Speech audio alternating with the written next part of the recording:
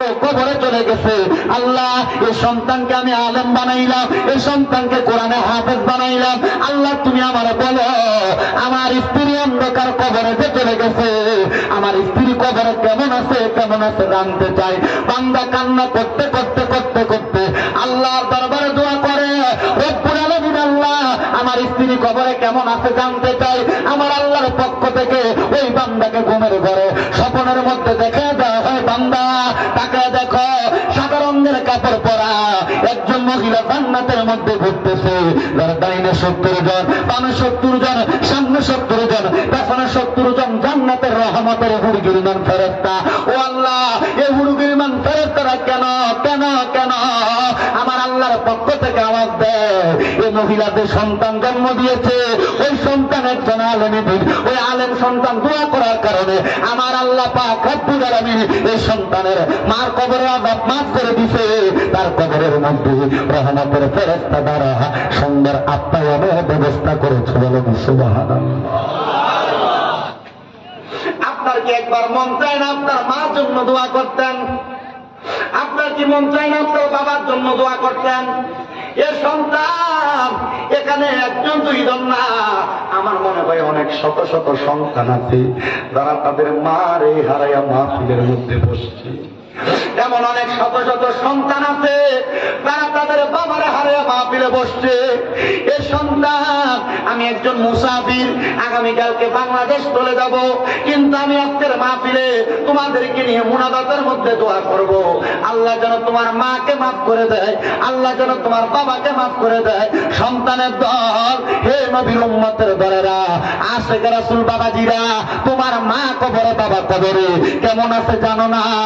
সন্তান ওই মা বাবার জন্য আল্লাহর দরবারে দোয়া করে দাও।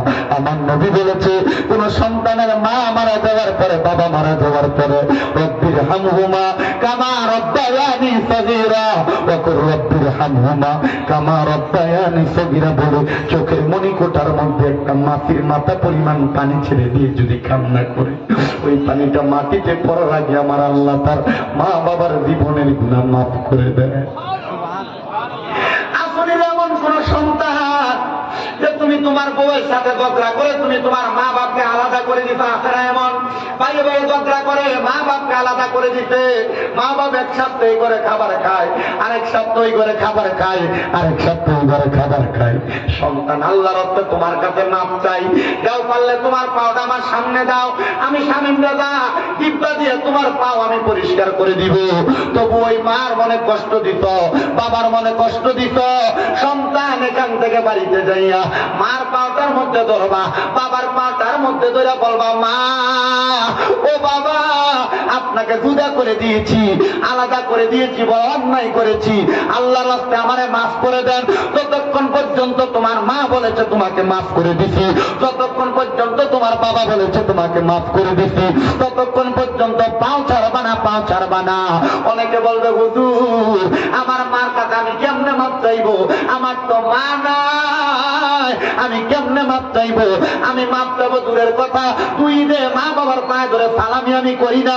সন্তানের দল শুধু মা বাবার পায়ে ধরে সালাম করা নয়, আল্লাহর নবী বলে, মা বাবা যদি বেঁচে থাকে মাঝে মাঝে মা বাবার কদম বসি করবা, মা বাবার কদমের মধ্যে চুম্বন করবা।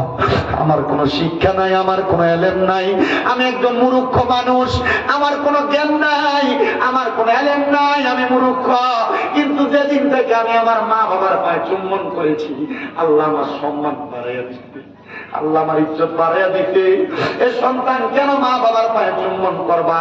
আল্লাহ নবী রাহমাতুল লিল আলামিন নবী আমার বলেছি, মা বাবার কদমে চুম্বন করা মানে আল্লাহর জান্নাতের চৌকাঠে চুম্বন করার সওয়াব তুমি পাইবা।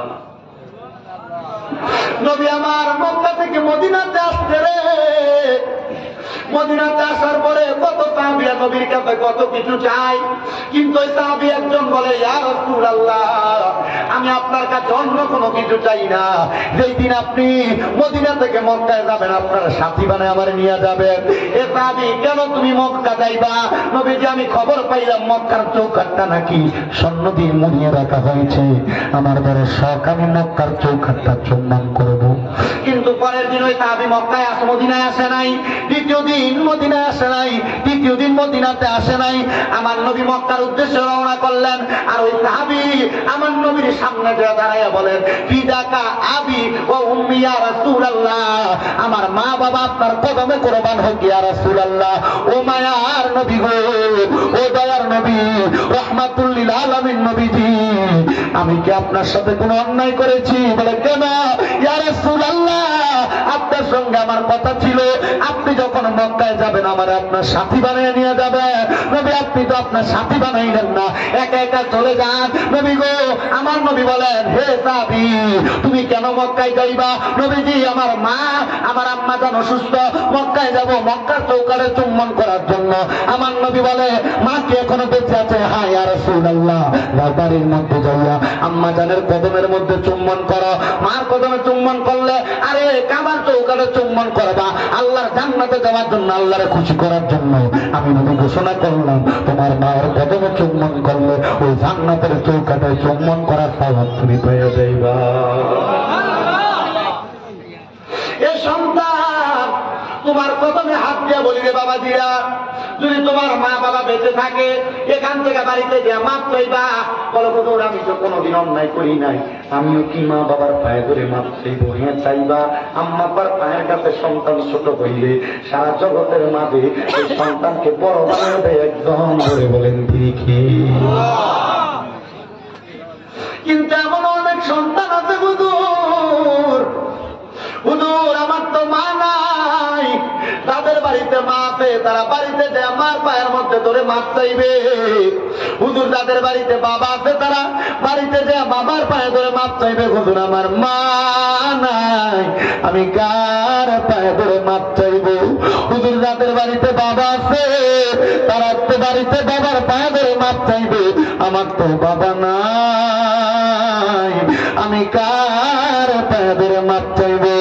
এই সন্তানের দল, এই নবীর উম্মতের দল, মা বাবা যদি না থাকে আম্মা আব্বার কবরটার একটু জিয়ারত করবা। এই মাহফিল কবুল হবে কি হবে না এটার গ্যারান্টি কেউ দিতে পারবে না, তবে আমি একটা গ্যারান্টি দিয়ে যাই। এ আমার নিয়ামতপুর এলাকার গোলারপাড় এলাকার বাবাজিরা, বন্ধুরা, দূর দূরান্ত থেকে আগন্তক আমার মুসল্লি বাবাজিরা, এই মাহফিল তখন সফল হবে মনে করবা যখন আগামীকালকে এলাকার মুরব্বীরা দোকানে বসে, শামীম দাদা বাংলাদেশ থেকে ওয়াজ করে গেছে, আর তারা ওয়াজ শুই না আমার সন্তান আমার পায়ে ধরে মাপ চাইছে। এই ওয়াজ তখন কবুল হয়ে গেছে, তখন কবুল হয়ে